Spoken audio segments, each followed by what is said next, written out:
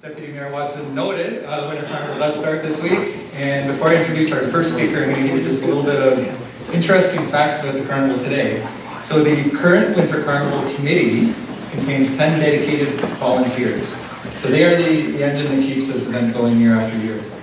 In addition, there are about 100 other people that actively make the carnival run each year.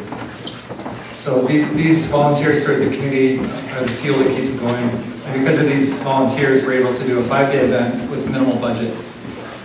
We don't get any grants from any levels of government to make this work, and we pride ourselves on the fact that it is self-sufficient that way. Businesses in town help us by providing in-kind services, and Robinson's Haulage, for example, gives us $10,000, that's $10,000 worth of services, such as snow removal's the biggest one, to help make the carnival happen. At one point, you may or may not know, the Winter Carnival was the second largest carnival in Canada, maybe North America. Maybe Steve will correct me on this in this presentation.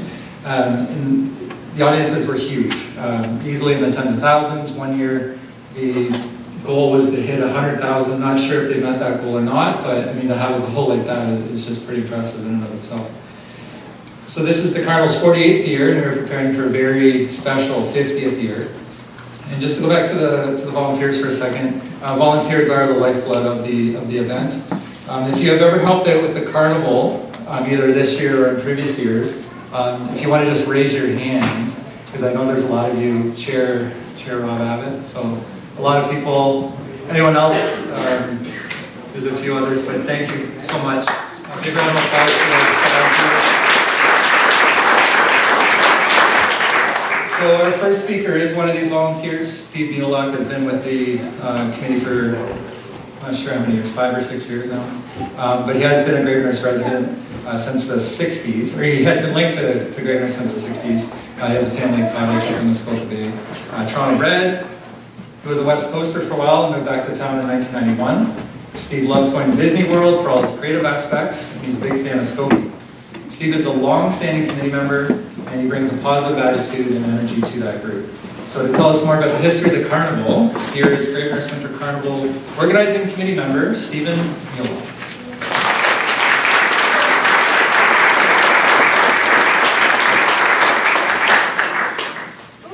Good evening and welcome. I'm going to give you some history on the Winter Carnival this evening. And the idea of our present Winter Carnival started with a couple of guys over a drink. Back in Huntsville, back in 1971, Jack Seaton from Gravenhurst and Hugh Mackenzie from Huntsville, they wanted to combine the towns of Huntsville and Gravenhurst into a 10-day event for the winter of 70-71. They even brought the Governor General Roland Michener for the opening ceremonies by helicopter, January 22nd. This ran like this for the first 3 years, then Bracebridge joined in year 4 in 1974. It was the second biggest carnival, as Jeremy said, in North America, except for Quebec. Up to 70,000 people attended the 10-day event. Now this little fellow really got the ball rolling for Gravenhurst. The North American River Otter, Lantra canadensis, became Skoie.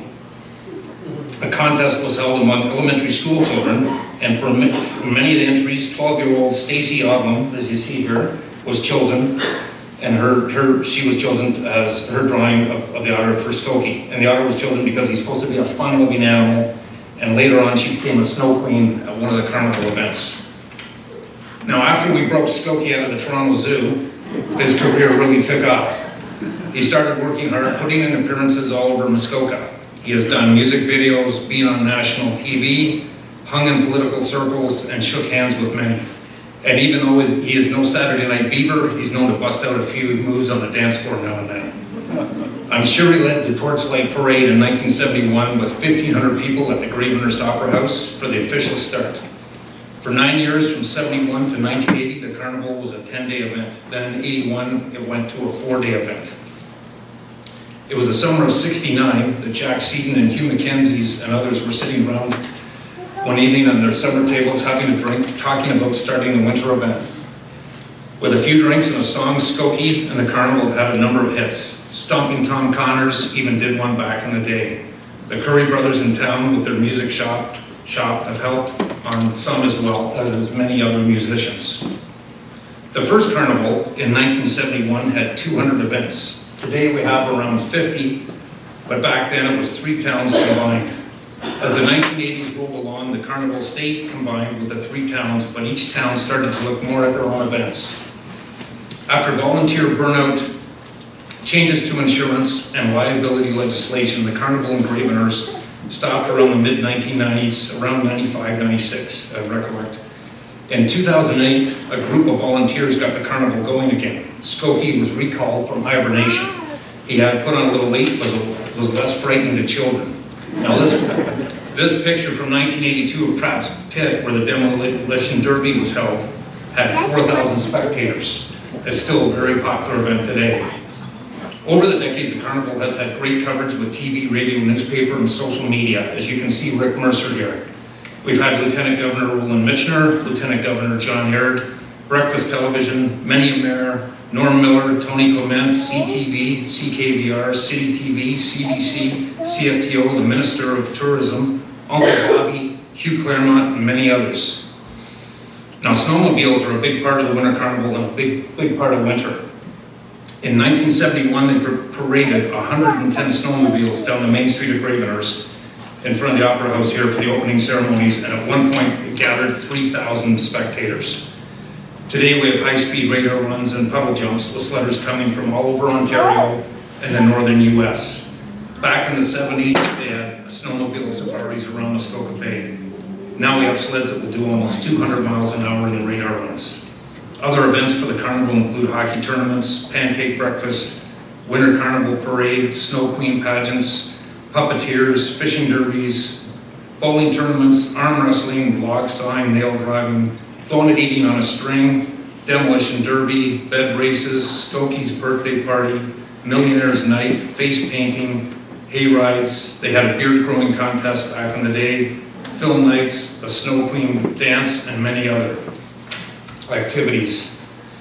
The Gravenhurst Winter Carnival owes its success to the vision and hard work of a myriad of volunteers over the years.